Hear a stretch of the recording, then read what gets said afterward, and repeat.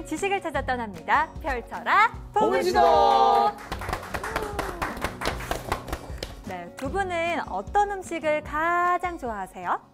저는 짜장면. 오, 짜장면. 어렸을 때부터 짜장면이 세상에서 제일 맛있는 음식인 줄 알았어요. 지금도 좋아합니다. 우리 권쌤은 짜장면이 소울푸드다. 인욱 씨는 어떤가요? 저는 뭐 당연히 고기를 제일 좋아하죠. 고기 어떤 고기 좋아해요? 소고기를 제일 좋아하죠. 소고기. 네.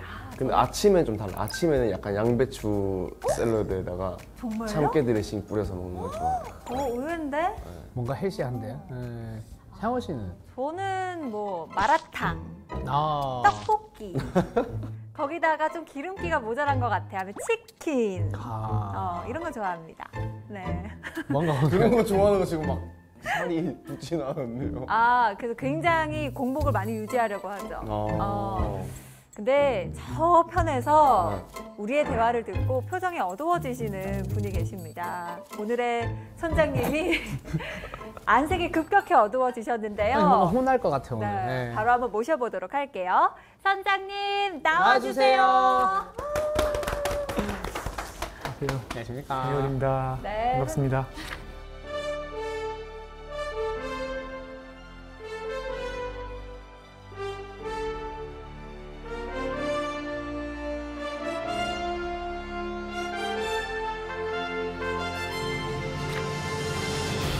선장님, 저희의 대화를 들으시더니 표정이 좀 급격히 어두워지셨어요. 네. 혹시 이유가 있으실까요? 예, 단순당과 정제 국물을 좋아하시는 것 같습니다. 단순당 최고. 네.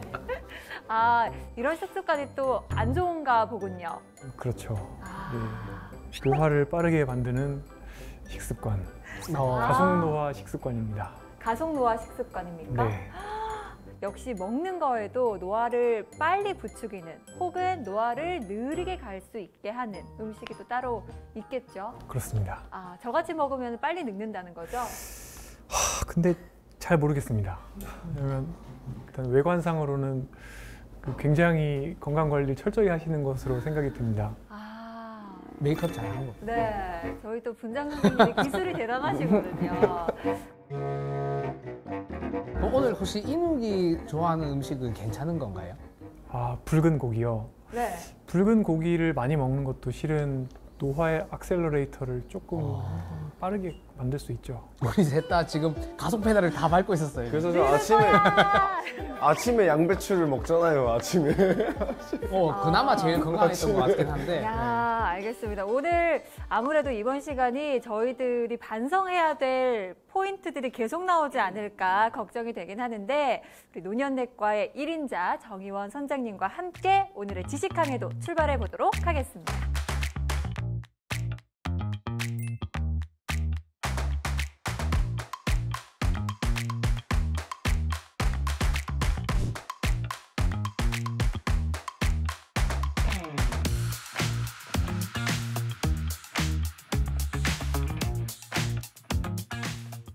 문장을 하나 보여드리겠습니다.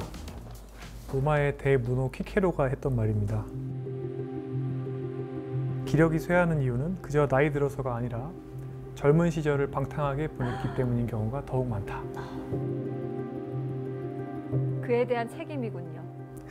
그렇죠. 왜 날 봅니까? 방탕하게. 방탕하게.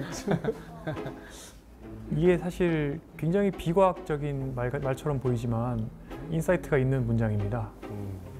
실제로 노화를 우리가 늦출 수 있는 생물학적인 기전들이 굉장히 다양하게 있습니다.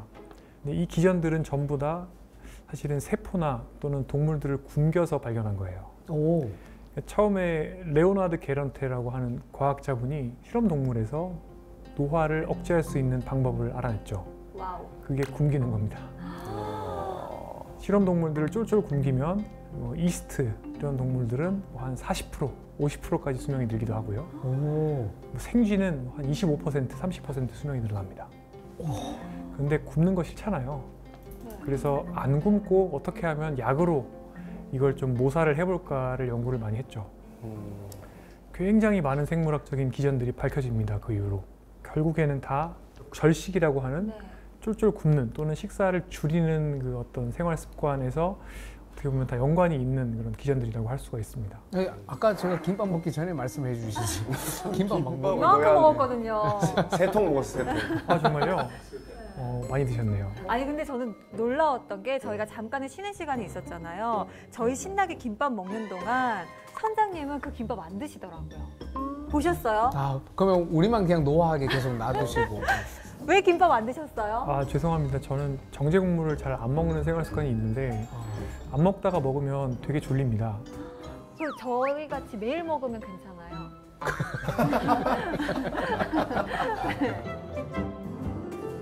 네, 그래서 제가 이제 일부에서 네. 결국에 노년의 몸이 되는 기간을 늦추려면 경박단소하게 30대, 40대, 50대, 60대 초반을 보내야 한다고 말씀드렸죠. 네. 그게 사실은 지금 말씀드리는 키케로의 이야기와 그다음에 절식에서 또 모든 노화를 느리게 만드는 기전들이 밝혀졌다 이런 것들과 밀접한 관련이 있습니다. 실제로 이런 식으로 그림을 생각해 보시면 됩니다.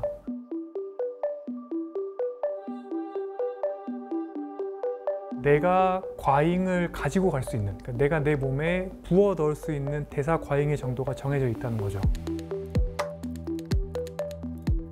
과학적인 내용보다는 좀 쉽게 설명드리려고 제가 이제 비유를 드는 건데, 이 내가 써먹을 수 있는 과잉의 정도를 얇게 펴면 노년의 몸이 되는 시점을 뒤로 미룰 수 있는 거예요. 이거를 좀 어려운 말로 노화과학 가설이라고 얘기를 합니다. 그래서 실제로 저 과잉 정도를 조정을 해서 노화 속도를 느리게 만들면 모든 만성 질환이 오는 시점을 뒤로 미룰 수가 있고, 그 결과로 노년의 몸이 되는 시점, 그다음에 사망 시점도 뒤로 미룰 수가 있다는 거죠. 대사가 과잉되게 하는 네. 걸 막는 게 중요한 거예요? 그렇죠. 우리가 영양소가 너무 과잉하면은 노화의 가속 페달이 빨라지고, 영양소가 부족하면 노화의 가속 페달이 아니라 브레이크 페달이 작동하고, 한 부분이긴 한데 지금 현대 사회에 있는 사람들은 대부분의 사람들이 이 노화를 가속시키는, 특히 대사 과잉을 통해서 노화를 가속시키고 있기 때문에 이제 이런 것들을 우리가 일상생활에서 쉽게 조절을 해볼 수가 있는 거죠.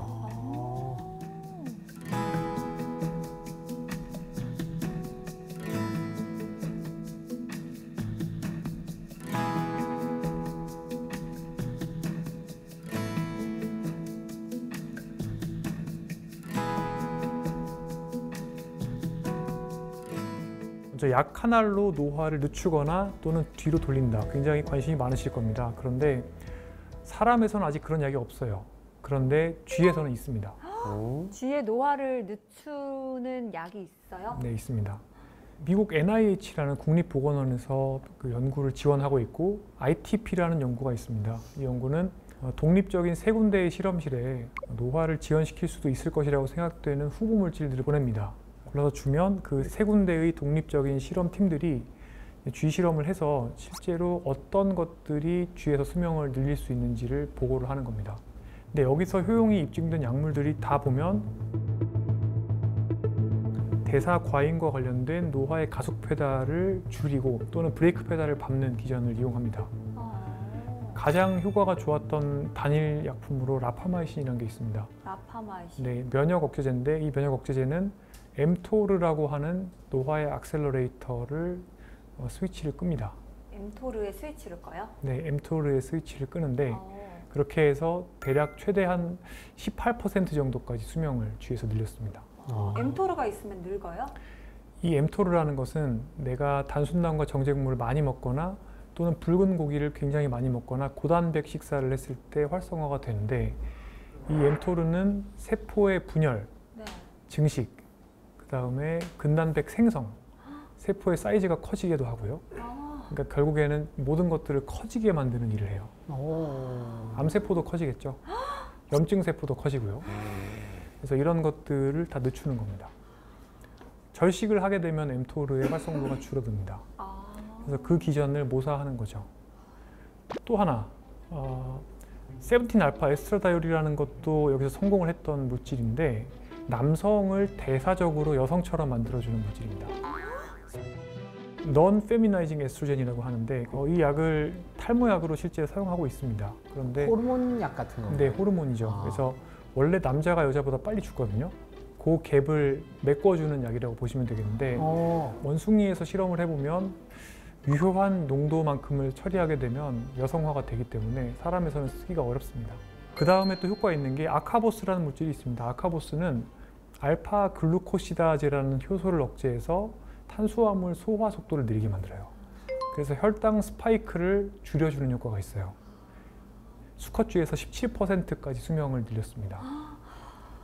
그 다음에 효과가 있는 게 키나글리플로진이라는 약인데 이 약은 탄수화물을 콩팥에서 버려주는 약입니다. 인위적으로 당뇨를 만들어내서 당분을 소변으로 버려주는 거예요. 그러면 절식처럼 칼로리가 바깥으로 빠져나가니까 굶는 거랑 비슷한 효과가 있죠. 몸에 열량이 축적되지 않게 하는. 그렇습니다. 가장 효과가 좋았던 조합이 라파마이신 엠토르 억제제와 아카보스 알파 글루코시다제 억제제 두 가지를 병용을 한 건데 이때 쥐에서 최대 34%의 수명 증가 효과가 있었습니다. 그런데 우리는 이 약들을 평생 먹을 수는 없어요. 왜 그러냐면 라파마이신은 면역 억제제입니다. 실제로 효과가 있을 만큼 라파마이신을 사용하게 되면 첫 번째로 우리가 면역력이 떨어져서 감염병에 취약해지는 상황이 벌어지겠죠. 병에 걸릴 쥐는 균이 별로 없는 저균 환경에서 사육을 합니다. 그러니까 정말 제한된 환경에서 사육을 하기 때문에 이런 병원균에 노출될 가능성이 적겠죠.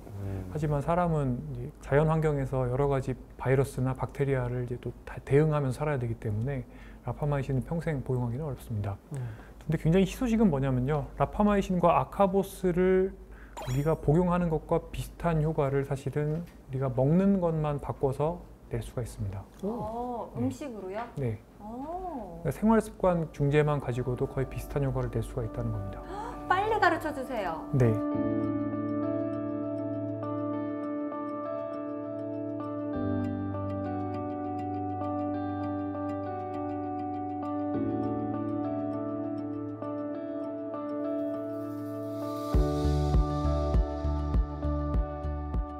어떻게 먹으면 되는지에 대해서 많은 분들이 항상 질문을 주시기 때문에 네. 저도 오늘 답을 드리겠습니다. 오. 그 전에 오, 그러면 노화 시계를 빠르게 가도록 만드는 가속노화 식사가 뭔지 궁금하실 겁니다. 네.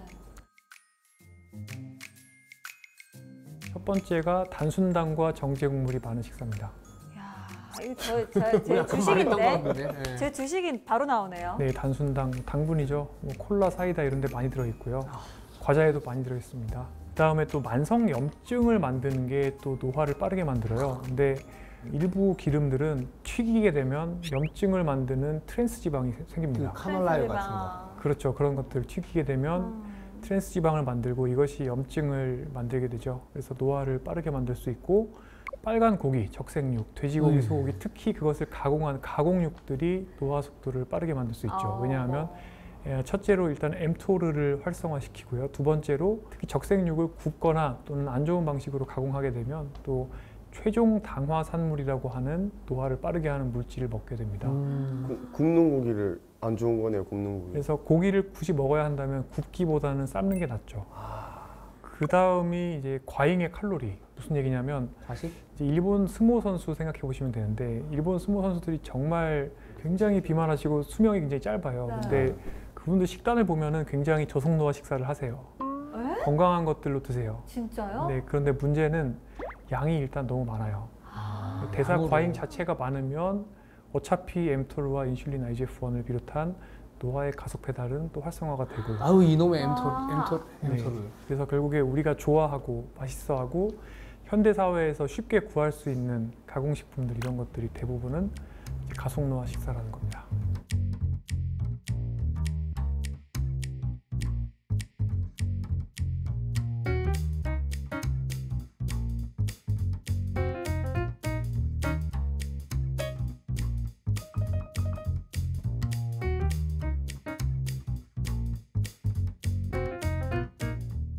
가속노화 식사가 어떤 해로운 악순환을 만드는지를 다시 한번 또 강조를 드리겠습니다.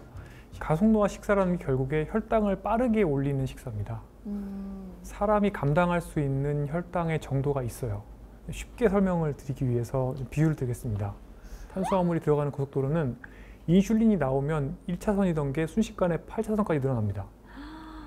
그런데 건강하게 근육으로 들어갈 수 있는 탄수화물의 고속도로는 인슐린이 나와도 1차선인데 잘해봐야 한 2차선이 될까 말까 합니다. 병목이 있어요. 그러다 보니까 혈당을 빠르게 올리는 식사를 하게 되면 그때 그 과잉의 잉여의 혈당들이 대부분 췌장에서 인슐린이 분비됨과 동시에 확장이 된 이 지방을 향하는 고속도로를 타고 대부분이 다 지방으로 들어갑니다. 8차선이 돼버리는 거고. 예.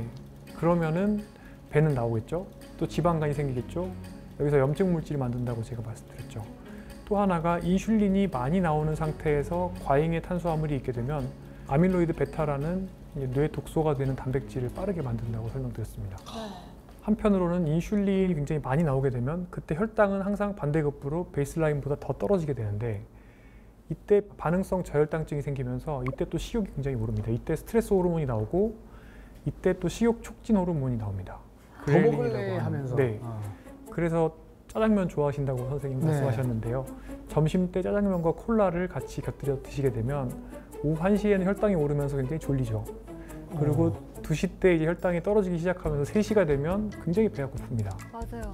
그 관찰 카메라를 저한테 설치하셨네. 그러면 그때 보통은 우리가 다시 당이 땡기기 때문에 무언가를 더 먹죠. 맞아요. 그때쯤에 또 디저트 먹어줘야 네, 되거든요. 그게 이제 가짜 식욕인데요. 어떻게 보면 칼로리는 내가 견딜 만큼 이미 충분히 다 먹었는데 대부분의 에너지는 애꿎은 3대 나쁜 지방으로 갔고 그리고 내 몸에는 혈당이 떨어지는 거예요. 인슐린을 받고. 그래서 췌장이 분비한 인슐린 때문에 혈당이 과도하게 떨어지는 상황에서 스트레스 호르몬이 분비되면 제가 어떻게 된다고 말씀드렸나요? 충동 조절이 안 된다고 네. 말씀드렸죠. 저다. 더 먹고 싶고 편도체가 막 활성화. 그러면은 가짜 식욕 때문에 또 먹고 또 혈당 올랐다가 또 떨어지고 그러면 저녁 6시에는 또 과식하고 그리고 저녁 9시가 되면 치맥이 필요하죠. 6시에 또 단순당과 정제물을 먹었기 때문에 혈당이 올랐다가 9시가 되면 떨어지니까 그때 이제 배달 앱을 켜야 되는 거예요. 그래서 또 한편으로는 인슐린은 물과 소금을 붙잡고 있는 부종을 만드는 특성이 있어요. 그래서 결국에 가속노화 식사를 하시게 되면 낮에는 다리가 붓습니다. 그리고 잘 때는 이게 위로 올라와요. 얼굴도 붓고. 얼굴도 붓죠. 그리고 후두도 부어요.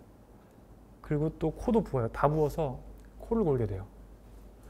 수면 무호흡증이 생기고 수면의 질이 떨어져요. 사실 그래서 비만할수록 사실 폐쇄성 무호흡의 리스크가 올라갑니다. 그런데 굳이 비만까지 안 가더라도 가속노화 식사를 하면 코를 골거나 수면의 질이 떨어질 가능성이 더 올라가요. 그러면 뇌 독소인 아밀로이드 베타가 제거가 안 되니까 머리는 더 빨리 나빠지죠. 그래서 사실 가속노화 식사는 당장에 벌어지는 나의 삶의 질을 떨어뜨리는 문제도 있고 한편으로 장기적으로 식사가 안 좋으면 당연히 치매가 빨리 오고 인지 기능이 떨어지고 수면의 질이 나빠지고 모든 것들이 또 악순환을 돌아요. 인슐린은 말씀드린 것처럼 부종을 만들기 때문에 혈압을 올려요. 그런데 수면의 질이 떨어지면 또 다음날 혈압이 올라요. 그러니까 고혈압이 같이 오죠. 이게 반복되면 점점 인슐린 저항성이 생기면서 똑같은 짜장면 한 그릇을 소화하기 위한 인슐린의 분비량이 증가돼요. 췌장에서 더 많이 인슐린이 나와요. 이걸 인슐린 저항성이라고 합니다. 결국에 인슐린 분비량이 늘면 인슐린 IGF 축이 활성화되면서 노화의 가속 페달은 계속해서 밟아지는 거죠. 짜면 안 먹을게요. 네. 이거 되게 무서워요 이제. 그래서 식사가 그만큼 중요하다는 거예요. 그래서 반대로 식사만 좋은 방식으로 내가 바꿔도 건강하게 바꿔도 물론 짜장면 완전히 안 먹을 수는 없거든요. 그래서 그 장기적인 어떤 평균선을 좀 더 건강한 방향으로 가려는 노력을 조금만 해도 사실은 많은 것들이 좋아질 수가 있죠.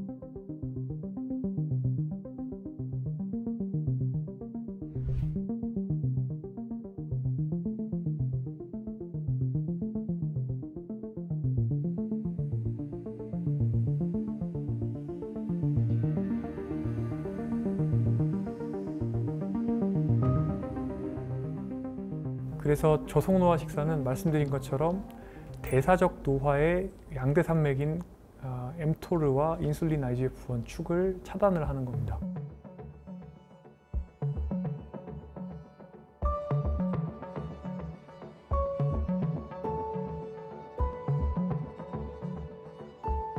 식사로 mTOR를 억제하려면 붉은 고기를 줄여야 되고 또 인슐린 저항성을 낮출 수 있어야 됩니다. 그러려면 붉은 고기 대신에 식물성 단백질 덩어리인 콩을 많이 먹어야겠죠. 콩고기. 아, 콩밥 싫은데. 그렇죠. 콩 다들 싫어하시는데 그래서 이제 뭐 미국의 백만장자 브라이언 존슨 같은 분들은 거의 렌틸 콩만 먹고 삽니다. 네, 식물성 단백질을 거의 95% 이상의 단백질 소스로 생각을 하는 거죠. 동물성 단백질은 5%만 먹고요. 콩과 채소 위주의 식사를 하는 게 그래서 중요하고, 인슐린 IGF-1 축은 단순당과 정제국물 그리고 인슐린 저항성이 활성화합니다. 그래서 이 인슐린 IGF-1을 아카보스가 제가 억제할 수 있다고 주에서는 말씀드렸는데요. 사람에서도 물론 당뇨 있는 분들은 아카보스를 드실 수 있습니다. 실제로는 당뇨약이거든요. 그런데 그 효과를 거의 비슷하게 볼 수 있는 게 흰쌀밥 대신에 잡곡밥을 드시고 단순당과 정제국물 대신에 느리게 혈당을 올리는 탄수화물들을 드시면 됩니다. 소화 잘 안 되는 거 위주로 먹으라는 건가요? 그렇죠. 입에는 달지 않고 소화 잘 안 되고 천천히 소화되고 별로 맛 없는 거. 네. 괴로워. 안 먹었는데 왜 이렇게 맛이 없지? 안 먹었는데. 너 콩밥 좀 먹을래? 하면 좋은데요? 해야겠네요 이제. 네, 그래서 제가 제주도에 있는 민속자연사박물관에서 실제로 찍어온 사진인데 정말 옛날에는 우리나라 사람들이 저속노화 식단을 할 수밖에 없었습니다.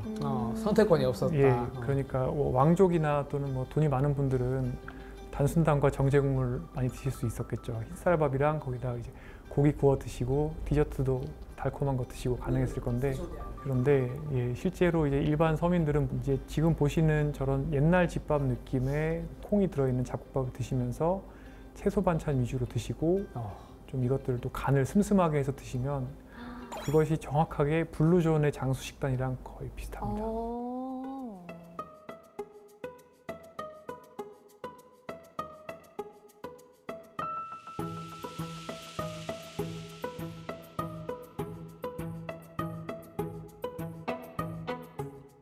자, 그럼 어떤 식사가 자연스러운 식사냐? 답을 제가 이미 말씀드렸습니다. 혈당 스파이크를 만들지 않는 식사가 자연스러운 식사입니다. 그런데 혈당 스파이크는 사실 과학적인 용어가 아니에요. 그러니까 정의가 없습니다.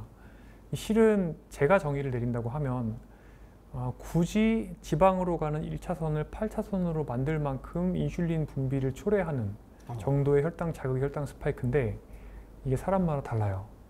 이게 왜 그러냐면 이제 운동선수셨잖아요. 지금도 운동을 하시고 운동이 충분히 되어 있는 사람에서는 근육이 받아먹을 수 있는 혈당의 대역폭이 훨씬 높습니다. 근육 자체가 커서 그런가? 근육량도 많고 그리고 근육의 인슐린 저항성이 적어서 근육으로 들어가는 당분을 충분히 늘릴 수 있는 잠재력이 있습니다. 그 혈당의 트랜스포터들이 빠르게 발현이 돼서 혈당을 받아들일 수가 있는 거예요. 또 하나, 잘 잔 사람은 당연히 인슐린 저항성이 좀 더 낮습니다. 좀 더 우수합니다. 그러니까 잠도 잘 자야 되고요. 그 다음에 평소에 스트레스도 관리를 잘해야 됩니다. 이게 또 다 연결됩니다. 스트레스 호르몬은 인슐린 저항성을 악화시켜요. 그래서 혈당 스파이크가 혈당이 오른다 하더라도 근육으로 갈 수 있는 대역폭이 높아지는 생활 습관을 하게 되면, 즉 운동을 열심히 하고 스트레스 관리를 하고 잘 자면 단순당과 정제국물을 먹어도, 그러니까 운동선수가 만약에 오전에 충분히 운동 훈련을 한 다음에 그 다음에 짜장면 꽃배기를 먹었다. 혈당이 별로 오르지 않습니다. 콜라까지 마셔도요? 그럴 가능성이 높습니다. 왜냐하면 굉장히 격한 신체 활동을 하는 상황에서는 그 혈당이 다 근육에서 그냥 소모가 되어 끝납니다. 그 정도로 사람의 어떤 탄수화물을 처리해낼 수 있는 능력에는 사람마다 차이가 있어요. 그래서 일단은 전반적인 생활 습관을 개선하는 게 굉장히 중요합니다. 혈당 스파이크를 안 만들기 위해서는. 두 번째는 무엇이냐면 내가 얼마나 느리게 혈당을 올리는 음식을 먹느냐입니다. 거기도 첫 번째, 아예 탄수화물을 안 먹는 방법도 있습니다. 저탄고지라고 들어보셨을 거예요. 저탄고지. 한때 엄청 또 유행해가지고 다들 저탄고지 식단 먹어야 된다고 막 그랬거든요. 밥 줄이고 고기 많이 먹으라고 막. 그렇죠. 그런데 이제 문제는 저탄고지를 장기간 유지하게 되면 고지혈증이 생깁니다. LDL 콜레스테롤이 많이 올라가게 되고요. 또 하나가 그 아류 중에 이런 것들도 있습니다. 케톤식이라든지 또는 절식 모사식 이런 것도 있는데 절식을 거의 흉내내는 식사입니다. 굉장히 탄수화물을 줄이고 칼로리도 줄이면서 지방만 드시는 방법이 있긴 해요. 그런데 이제 우리나라에서 우리가 사회생활 하면서 저탄고지를 제대로 하기는 굉장히 어렵습니다. 맞아요. 어렵죠. 왜냐면 우리 밖에서 먹는 결국에 밥하고 반찬이거든요. 또는 중국 음식을 먹어도 짜장면과 기타 요리를 먹잖아요. 그러다 보니까 저탄고지를 정말 엄격하게 실천하려면 사실은 수도승처럼 살아야 됩니다. 제가 예전에 당직 근무한 의사 하던 시절이 있었는데 그때 비슷하게 해봤습니다. 그러니까 정말 각종 기름들을 가방에 넣어 다니면서 정말 채소 반찬하고 기름만 먹는 거죠. 현실적으로도 굉장히 어렵고 사람들이랑 어울리기가 되게 힘들더라고요. 회식에 가게 돼도 먹을 게 별로 없죠. 그래서 한국 사람들이 가장 잘할 수 있는 식사가 무엇인가 하면 결국에는 저속노화 식단, 그 중에서도 제가 설명드리고 싶은 거는 마인드식이라고 하는 지중해식의 장점과 대쉬 다이어트라고 해서 고혈압 예방하는 식사의 장점을 모아서 하지만 조금 더 쉽게 만든 치매 예방용으로 개발된 식사법이 있습니다. 마인드 식단. 네. 그런데 이 식단을 제가 왜 좋아하냐면 한국 사람들이 정말 옛날 60년대, 70년대에 먹던 것과 굉장히 비슷한 구성이기 때문입니다. 그럼 일반 생활을 하면서도 무리하지 않아도 쉽게 먹을 수 있는 식단이네요? 네, 맞습니다. 어떤 개념인지 설명드리겠습니다. 첫째로 한국 사람들이 지금은 흰쌀밥을 주로 먹지만 주식으로 먹지만 마인드 시기에서는 콩을 넣은 잡곡밥, 콩과 잡곡 위주의 식사가 내가 먹는 칼로리의 주를 이루어야 된다는 겁니다. 한국 사람들은 흰쌀밥이 그동안 주식이었기 때문에 밥을 콩을 충분히 넣은 잡곡밥으로 바꿔주기만 하면 이거는 바로 쉽게 실천이 가능합니다. 그 다음이 이제 주요한 것들이 채소와 과일을 많이 먹고요. 근데 한국 사람들은 전 세계에서 채소와 과일을 비교적 많이 먹는 편입니다. 그다음에 기름을 사용한다고 하면 요리할 때 올리브 오일을 주로 사용하는 게 좋다고 되어 있습니다. 올리브 오일. 네, 그리고 생선이나 닭고기, 오리고기 같은 가금류를 많이 먹으라고 권고를 하고 있고 치즈나 붉은 고기, 이렇게 엠토르를 활성화시킬 수 있는 것들이죠. 또 치즈는 굉장히 짜지 않습니까? 이런 것들은 조금만 드시라고 권고를 하고 있고 마지막으로 튀김류를 자제를 하고 단순당과 정제국물, 디저트 이런 것들을 좀 최소한으로 먹어라라고 이야기하고 있습니다.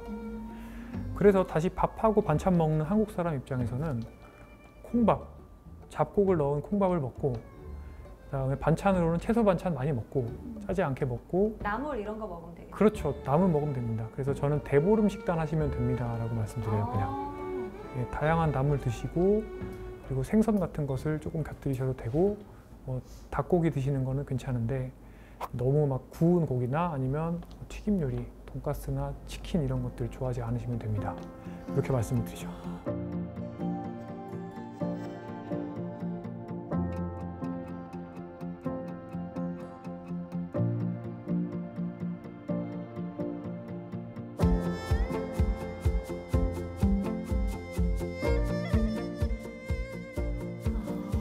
그러면 궁금한 게 있습니다. 채식하시는 분들은 단백질을 콩으로 많이 섭취를 하시잖아요. 그러면은 식물성 단백질로 꾸준히 쭉 섭취를 해도 건강에는 이상이 없어요? 이론적으로는 이상이 없습니다. 근데 여기서 또 하나 주의하셔야 될 게 있습니다. 나이가 들면 들수록 사실은 단백질을 충분히 먹기가 어려워지는 여러 가지 이유들이 생기죠. 씹기도 어렵고 식욕도 떨어지고. 그러다 보니까 또 식물성을 이용해서 섭취하게 되는 분들이 많이 있는데 오히려 그럴수록 사실은 동물성을 추가해줘야 될 필요가 있고요. 나이가 들면 들수록 엠토르를 자극하기가 더 어려워지고 근생성을 자극하는 게 어려워지기 때문에 결국에 6070 넘어가면 항상 제가 강조하는 게 동물성 단백을 오히려 늘려라라는 거고요. 그러니까 젊고 건강하고 내가 그동안 쌓여있던 뭐랄까 지방도 그렇고 근육도 그렇고 대사과잉이 충분하다. 그러면 정말 극단적으로 비건을 하신다 하더라도 렌틸 같은 콩류를 충분히 섭취해 주시면 어느 정도는 다 보충이 됩니다. 렌틸은 사실은 채식주의자의 고기라고 이야기하거든요. 근데 이렇게 했을 때 식물성 단백질을 정말 충분히 많이 먹어줘야지 되기 때문에 그러니까 100% 식물성 단백만으로 유지하는 거는 사실 추천드리지 않습니다. 그래서 극단적으로 고기를 덜 먹는 지역이 이제 블루존들이에요. 근데 블루존 식사를 보면 그래도 5%는 동물성 단백질을 먹습니다. 95% 식물성, 5% 동물성. 이것도 사실 굉장히 극단적인 정도라고 생각을 합니다. 골고루 먹어야겠네요. 네, 골고루 먹는 게 굉장히 중요합니다. 제가 처음에 여러 가지 레시피를 테스트를 해보다가 그 중에 결국에 정착하게 된 비율이 렌틸콩 40%, 귀리 20%, 현미 20%, 백미 20%거든요. 그 정도로 콩을 많이 넣게 되면 어떻게 되느냐. 사실은 하루 세 끼 밥만 한 공기씩 먹고 거기에 채소 반찬만 먹어도 한국인의 필요한 단백질을 다 섭취할 수가 있어요. 옛날 어른들이 잘 먹고 잘 자는 것만 해도 충분하다 했는데 그 잘 먹고 잘 자는 게 쉽지가 않네요. 쉽지가 않아. 잘 먹는다는 게 쉽지가 않네요. 네, 그래서 저 같은 경우는 어떻게 하느냐, 저걸 이제 저속노화 밥이라고 요새는 SNS에 소문이 나 있는데 저런 저속노화 밥을 지어서 다닙니다. 실제로 가지고 다닐 때도 있습니다. 오늘 안 들고 오셨어요? 오늘은 안 들고 왔습니다. 그래서 오늘은 김밥을 못 드셨구나. 네, 그래서 네. 사실 뭐 저희 병원 식당이라든지 아니면 밖에서 밥 먹어야 될 때 네. 정말 그냥 밥하고 반찬 먹어야 되는 경우가 많이 있는데 밥은 흰쌀밥이고 반찬은 대부분 간장 아니면 설탕이거나 아니면은 튀김이거나 이런 경우가 많아서 이제 그럴 때 좀 채소 위주로 반찬을 먹으면서 제가 들고 다니는 밥을 먹으면 실은 혈당도 굉장히 느리게 올리고 식물성 단백질도 충분히 섭취할 수가 있고 굳이 고기를 안 먹어줘도 되는 상황이 되는 거죠. 그래서 일단 우리가 한국 사람 입장에서는 제가 정말 그 고민을 많이 해봤는데 어떻게 하면은 저 마인드 식단을 가장 잘 모사해 볼 수 있을까? 일단 밥을 바꾸는 게 시작인 것 같고요. 근데 그것보다 더 기본이 되는 건 굳이 안 먹어도 되는 단순당과 정제 국물은 절제하기가 되겠습니다.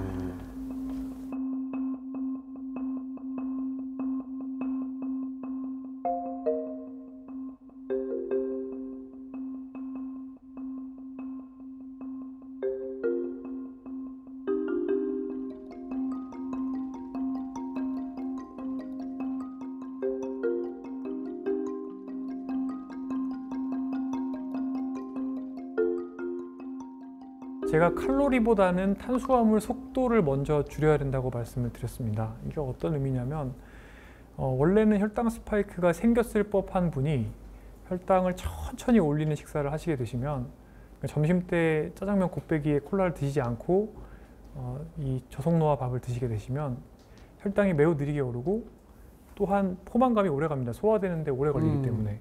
그리고 급격히 혈당이 올랐다가 떨어질 때의 가짜 식욕이 없어요. 그 말인즉슨 당연히 식곤증도 없고요. 오후 3시가 됐을 때 식사가 너무 땡기지도 않습니다. 그러니까 식탐이 생기지도 않아요. 혈당이 억지로 내려가는 일이 없기 때문에 결국에 간식을 안 먹게 되는데요. 이렇게 간식을 안 먹게 되면 당연히 첫 번째로 스트레스 호르몬 분비가 줄어듭니다. 혈당이 올랐다가 폭락했을 때 스트레스 호르몬이 나오게 되는데 이 분비가 없어지게 되면 결국에 전반적인 내 몸의 스트레스 레벨도 줄어든다고 볼 수가 있죠. 또 하나, 부종이 없어집니다. 인슐린 분비가 줄기 때문에 인슐린 분비에 따르는 온몸의 붓기가 빠지게 되기 때문에 수면의 질이 좋아집니다.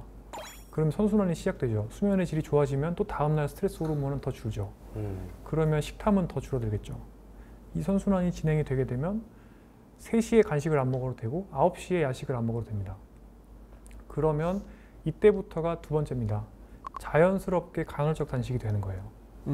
저녁 6시에 식사를 하고 나서 9시에 야식을 안 먹으면 6시부터 다음날 오전 8시까지는 금식 시간이 되죠. 네. 그러면 14시간 공복이에요. 근데 간헐적 단식이 네. 그럼 결국에는 몸에도 도움이 되나요? 몸에 좋나요? 이렇게 전략적으로 혈당 스파이크를 안 만드는 상태를 만들어 놓고 네. 자연스럽게 간헐적 단식을 하게 되면 네. 근육 입장에서 봤을 때는 충분한 에너지가 나한테 들어오고 있고 네. 지방은 자연스럽게 좀씩 타고요. 그러면서 체성분이 바뀌고 네. 한편으로 지금 14시간 굶는다고 말씀드렸는데 이 자연스러운 공복 시간 동안 내 몸에서는 오토파지라고 해서 쓰레기를 태워버리는 기작이 활성화됩니다. 이게 노화를 느리게 만들고요. 또 그렇게 되면 그 다음에 이제 자연스러운 다이어트 효과가 생기고 가짜 식욕이 줄어들면서 마지막으로 내가 먹는 음식의 칼로리까지 줄어들게 됩니다. 이 순서를 반드시 따르셔야 돼요. 대부분의 한국 사람들, 특히 여성분들 그리고 젊은 성인들은 사실은 체지방을 줄이고 근육을 보존하는 게 중요합니다. 그렇죠. 그렇기 때문에 일단은 너무 칼로리 결핍을 많이 만드는 건 좋지 않아요. 그래서 내가 먹어줘야 되는 칼로리에다가 그 기초대사량을 위한 칼로리에 내 활동 대사량을 곱한 다음에 거기서 한 하루에 500kcal 정도만 빼야 됩니다. 하루에 500kcal만 해도 한 달에는 1.5kg씩 빠집니다. 굉장히 많은 양이에요. 그렇기 때문에 결핍은 최소한으로 만들되 내가 먹는 음식의 질을 좋게 만들고 진짜 음식들로 구성을 하고 혈당을 천천히 오르도록 만든 다음에 간식을 줄이고 자연스럽게 만들어지는 간헐적 단식의 기간을 활용하시는 게 맞아요.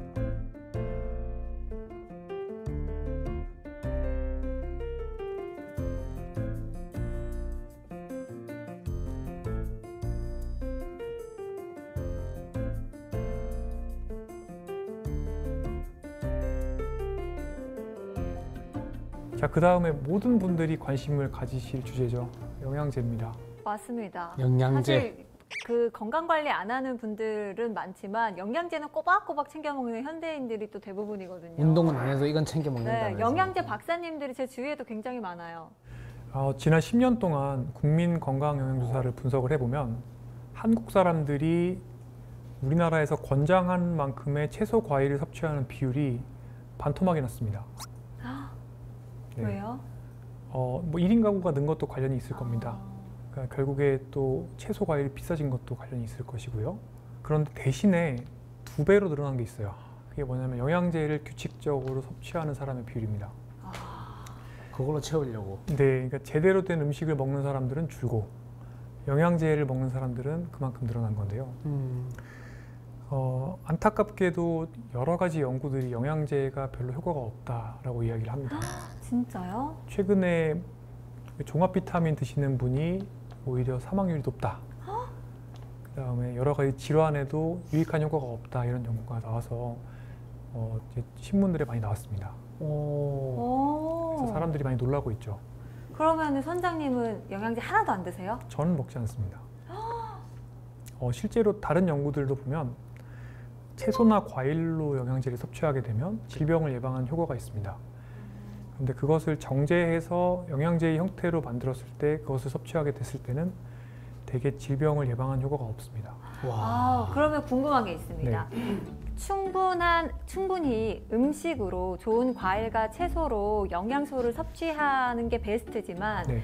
내가 지금 먹고 있는 식단이 그러지는 못하기 때문에 네. 영양제로 보충을 하려고 한다. 네. 그런 것과 아예 영양제를 먹지 않은 것과 비교를 했을 땐 그래도 영양제 먹는 게 낫지 않아요? 그렇다는 증거가 없습니다. 네. 정말요? 근데 이게 정말 아이러니한 게 사실 과일이나 채소 같은 1차 식품은 그거 나온 거 그대로 먹으면 되는데 굳이 이걸 다시 정제해서 약으로 만든 다음에 이렇게 많은 공정을 거쳐서 영양제가 나왔는데 이게 오히려 안 좋다니 정말 이게 만들 필요가 없지 않나 하는 실은 정도로. 미세 영양소라고 해서 뭐 섬유질, 그다음에 비타민, 철분, 다른 미네랄 이런 것들에 대해서 아직 모르는 게 많고요. 네, 그래서 무슨 얘기냐면 결국에 미량 영양소를 섭취하는 최선의 방식은 사실은 진짜 음식입니다. 또 최근에 그런 얘기들도 있어요. 뭐 요즘에는 지력이 땅의 힘이 약해져서 요새 과일 야채에는 영양소가 별로 없다 이런 괴담도 있는데 지력 뭐. 예, 그런데 실제로 이제 우리나라 농림부에서 자주 조사를 합니다. 어떤 조사를 하냐면 실제 다양한 식자재들의 가식부, 우리가 먹을 수 있는 부분의 영양소를 체크를 합니다. 그런데 미량 영양소에 전혀 문제가 없는 것들은 지금 통계 데이터로도 잘 보고가 되고 있습니다. 그러니까 요즘에 나오는 채소 과일도 옛날에 나온 채소 과일 못지않게 영양소가 다 들어있다는 뜻입니다. 그래서 사실은 어느 정도 일반 식사를 하실 수 있는 현대인에서 실제 피에서 혈액에서 미량 영양소 레벨을 측정해 보면 감소되어 있는 것이 거의 없습니다. 그래서는 그냥 약을 찾기 전에 그냥 바로 앞에 시장에 보이는 과일, 채소 사 먹는 게 더 낫다는 말이네요. 맞습니다. 실제로 보통의 성인들에게 사실 부족한 것은 저는 딱 3가지 정도, 지금은 4가지라고 얘기를 합니다. 첫 번째 잠입니다. 잠. 잠. 맞아요. 수면. 인정. 예, 2번째 운동입니다. 운동. 3번째가 스트레스, 그러니까 스트레스. 마음 챙김을 통해서 머리를 비우는 거죠. 4번째는 채소와 과일입니다. 채소와 과일. 네. 채소, 과일. 근데 선장님 과일도 사실 당류도 많이 먹으면 안 좋잖아요. 과일도 단 과일이 굉장히 많은데. 굉장히 좋은 지적입니다. 그것도 최근에 나온 연구입니다. 무엇이냐면 당분을 섭취할 때, 그러니까 과당이죠. 과일에 들어있는 것은 과당인데 이 과당을 섭취할 때 과일의 형태로 섭취하는 것은 어떤 질환이나 또는 사망률을 증가시키지 않습니다. 그러니까 대신에 첨가당, 그러니까 콜라, 사이다, 과자 이런 데 들어있는 첨가당을 위주로 섭취하는 것은 사실은 우리 몸에 안 좋은 영향을 줍니다.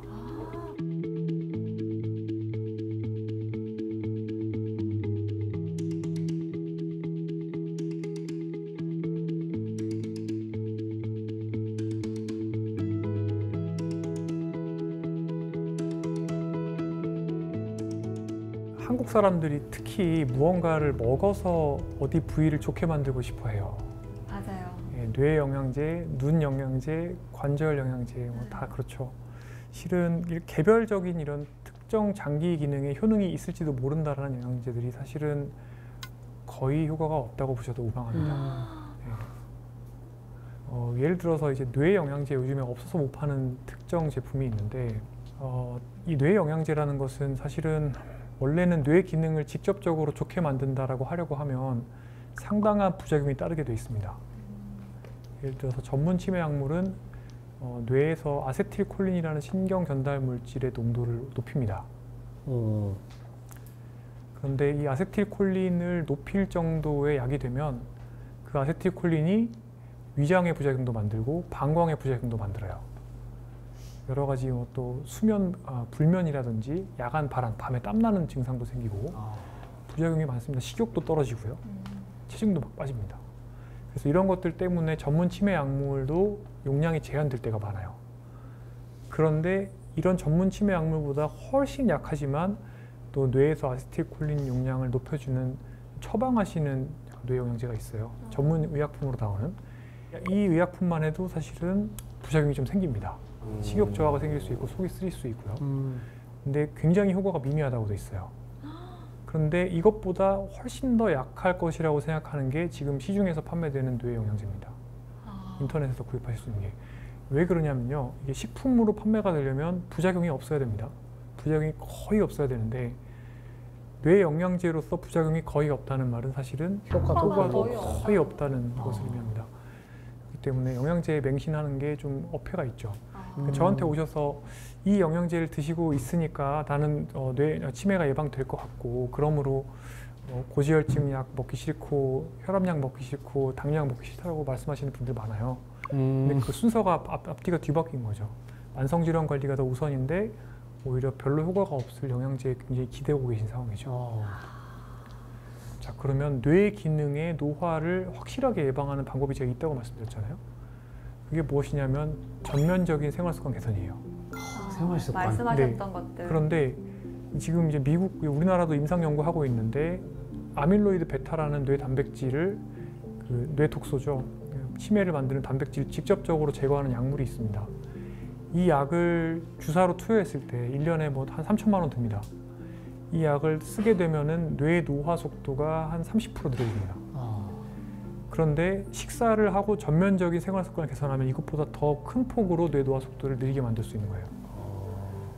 술, 담배 안 하고 적게 하면서 잘 자고 잘 먹고 운동하면 돼요. 야, 다 하나로 통하네요. 네. 그러게요. 그것만 하면 이제 다 건강해지는 거예요. 예, 결국에 몸 노화와 뇌 노화와 눈 노화가 비슷한 건데요. 그런데 그걸 따로따로 떼어놓고 나는 눈 영양제 먹고 뇌 영양제 먹고 관절 영양제 먹고 이렇게 생각하시면 안 된다는 거죠. 네, 그래서 영양제에 대해서 너무 맹신하지 마시고 그냥 자연스럽게 식사를 하시는 게 답이다라고 생각을 하시면 되겠습니다.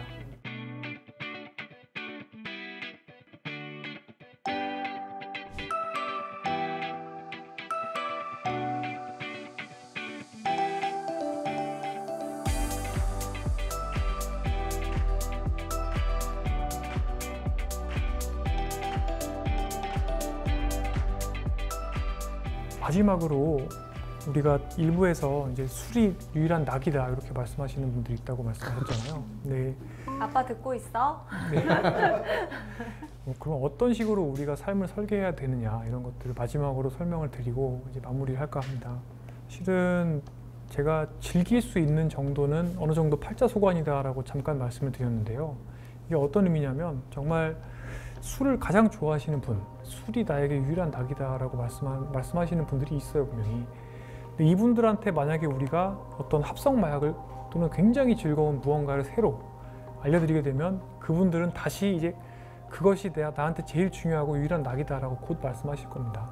근데 문제는 우리 몸의 보상 시스템이 결국에 계속해서 리셋이 됩니다. 내가 가지고 있는 즐거움의 어떤 팔자가 있습니다. 그 팔자로 결국에 수렴을 하게 돼요. 그래서 즐거움 정도가 다시 떨어집니다. 그러면은 술보다 훨씬 더 자극적인 것들을 다시 내가 습관적으로 하게 되면 이제 술은 다시 2순위가 되고 일상적으로 내가 일상생활에서 건강한 생활 습관을 위해서 해야 되던 여러 가지 것들은 할 수 없는 정도로 나한테 도파민을 조금밖에 못 주게 됩니다. 결국에 우리가 즐거운 것들, 더 자극적인 것들로 삶을 가득 채우게 되면 남는 거는 화병밖에 없습니다. 일부에서 말씀드린 것처럼. 그리고 그 화병과 함께 또 가속 노화가 남고 몸의 노화, 뇌의 노화가 같이 빨라지는 거죠. 인생을 즐거움으로 가득 채우려고 했는데. 네. 건강한 야. 즐거움으로 채웁시다. 알겠습니다. 독서로 치면 독서로. 그래서 이것을 반대로 풀어줘야 됩니다. 내가 중요하게 생각하는 것들의 포트폴리오를 거꾸로 리모델링을 해줘야 됩니다. 그래서 어떤 것들이 내가 좋아하지만 사실은 나한테 해로운 것들이었는지를 잘 살펴보고 인위적인 도파민, 인위적인 만족감을 주는 것들을 삶에서 덜어낼 필요가 있어요. 재미있는 게 사람이 반대 방향에 적응도 된다는 겁니다. 예를 들어서 인위적인 도파민을 없애주게 되면 예를 들어서 운동이 쭉 즐거움이 올라와 줄 수도 있고 독서가 올라올 수도 있는 겁니다. 대신에 어마어마하게 많은 가처분 시간, 내가 쓸 수 있는 시간들이 남겠죠. 실제로 한국 성인이 지금 현재 하루에 스마트폰 어플리케이션을 5.2시간 사용하고 있거든요. 매우 많은 시간을 무언가를 스크롤을 하면서 보낸다는 겁니다. 그 시간의 일부만 떼어와서 그 시간을 줄이고 운동을 하거나 책을 보거나 글을 쓰게 되면 결국에는 나의 뇌 노화를 느리게 만들고 우리 가족을 더 행복하게 만들고 나의 몸 노화를 느리게 만들 수 있는 여러 가지 생활 습관들을 채워 넣을 수가 있겠죠. 결국에 도파민 시스템, 우리가 가지고 있는 즐거움의 시스템은 결국 내 팔자가 정해놓은 특정 세트 포인트, 특정 지점으로 수렴합니다. 그렇기 때문에 제가 가늘고 길다고 우리가 삶을 이야기하는 게 의미가 없고 굵고 짧게 어떤 삶을 산다고 하는 것도 제가 의미가 없다고 말씀드렸던 겁니다. 왜냐하면 굵게 산다고 해도 결국에 그 사람의 즐거운 정도는 팔자소관이고 그분이 굵은 것을 가늘게 만든다 하더라도 결국에 더 자극적이지 않은 자연스러운 자극들이 충분히 자극을 주게 되면서 다시 굵기는 회복이 되는 거예요. 그래서 결국에는 어떻게 보면 현대 소비자본주의적인 관점에서 봤을 때는 조금 비어 보이는 삶이 될 수 있지만 사실은 굉장히 충만한 삶이 될 수 있는 겁니다. 비어 네. 보이지만 충만하다. 네, 이 개념을 이해하시고 삶의 포트폴리오를 재조정을 하셔야만 사실은 저속노화 생활 습관도 가능하고 또 더 슴슴한 자극적이지 않은 음식도 먹을 수 있는 사람이 되는 거고 자극적인 것들로 가득 차 있던 이 일상을 회복할 수 있게 되는 거죠. 많은 분들이 건강이라고 하면 뭐 먹고 어떻게 움직이고 그런 것들만 생각하시지만 실제로는 모든 것들이 다 연결이 돼 있고 그 결과로 사실은 노화 속도가 만들어지는 거고 그 노화 속도가 누적되면 질병 패턴을 만드는 거고 그런 것들이 나이가 들었을 때는 돌봄 요구, 치매 이런 것들, 노인성 질환을 만든다는 거를 이제 이해를 해주시면 되겠습니다.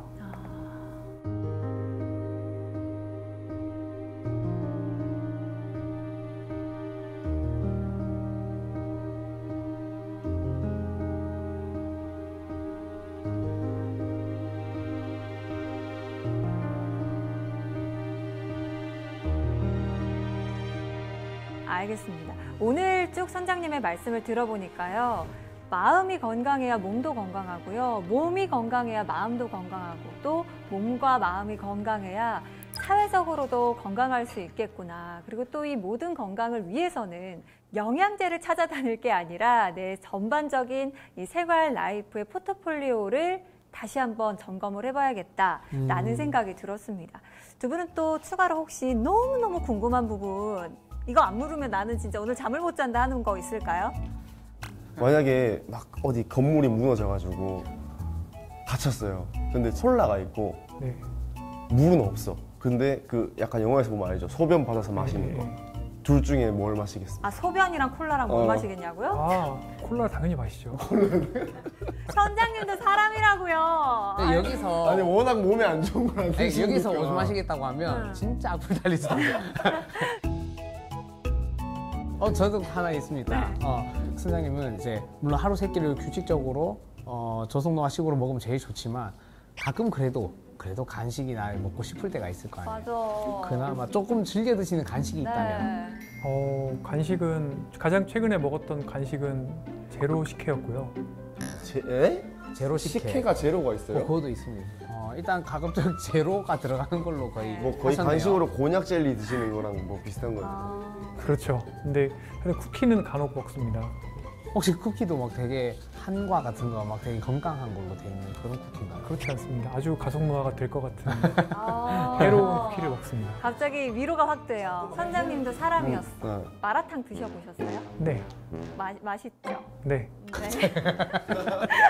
알겠습니다. 네, 오늘 정말 저속 노화를 위한 식습관에 대해서도 자세히 알려주셨는데요. 오늘의 강의 한마디로 정리를 해주신다면요? 이제 많은 분들께서 식사를 바꾸는 것에 대해서 상당히 좀 거부감이나 또는 두려움을 가지고 계십니다. 그런데 정말 우리가 한국에서 지금 살고 있다는 것은 어떻게 보면 굉장히 쉽게 저속노화 식단을 할 수 있는 환경이라는 것을 또 의미하기도 합니다. 물론 스트레스나 수면처럼 악순환의 씨앗이 되는 여러 가지 일들이 있지만 사실은 식사만 바꿔도 나머지 선순환이 또 따라오는 경우들이 있습니다. 그래서 식사가 어떻게 보면 우리가 가장 가까이에서 실제 삶에서 실천해 볼 수 있는 가장 쉬운 어떤 건강 습관이 아닐까 싶고요. 밥과 반찬을 조금만 더 자연스럽게 바꿔보시고 또 이를 통해서 선순환을 한번 경험을 해보시면 정말 좋겠습니다. 알겠습니다. 물보다는 자연. 네, 실천만이 남았네요. 네.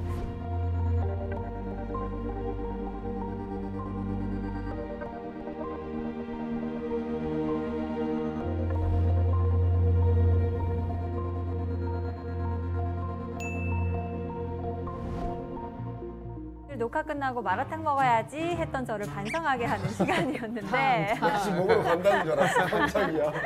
두 분은 오늘 어떻게 들으셨어요? 저는 뭐 사실 제가 그냥 배불리 먹고 잘 먹고 있어서 뭐 이런 제 식습관이 잘못됐다라고 생각이 한 적이 없어가지고 뭐 궁금한 게 사실 없었거든요. 근데 계속 그 무슨 콩? 렌틸콩. 렌틸콩? 네. 그거를 계속 말씀하시는 거 보니까 한 번쯤은 먹어봐야겠다라는 그냥 그런 생각이 좀 드네요. 네. 렌틸콩의 세계로 빠져봐야겠다. 세계로 빠지진 않고 맛만 하면 살짝 발만 살짝 담가봐야겠다. 담갔다가. 오케이. 네, 알겠습니다. 저도 엄청 바쁘게 살고 뭐 주변에도 바쁘게 사는 사람들이 많아가지고 뭐 관리할 시간이 없다, 뭐 운동할 시간이 없다 하는데 오늘 듣고 보니까 진짜 이 환경 안에서 이 한국 사회 안에서는 뭐 저속 식단도 하려면 할 수 있고 그리고 짬내서 조금이라도 운동하는 것들이 결국은 다 도움이 되는구나. 그래서 실현 불가능한 먼 이야기는 아니구나라는 걸 좀 더 느꼈고 저도 사실 자극적인 맛들 뭐 짜고 달고 이런 거 되게 좋아하는데 이제 조금은 이제 노잼 음식을 조금 더 가까이 해보자. 네, 절제를 할 동기부여가 된 것 같아서 오늘 감사했습니다. 왜 잘 먹고 잘 살자라는 말이 있죠. 이 말은 잘 먹어야 잘 살 수 있다라는 말이 될 것 같습니다. 오늘 쭉 이야기를 들어보니까요. 영양제 한 알보다 건강한 식사 한 끼가 여러분의 건강 수명도 늘리고 노화도 늦출 수 있다는 것 다시 한번 배우게 됩니다. 오늘의 지식강의는 여기서 마무리하고요. 또 다음번에도 멋지게 지식강의 떠나봐야죠. 외치면서 마무리하겠습니다. 다음 주에도 찾아라 봉을지도.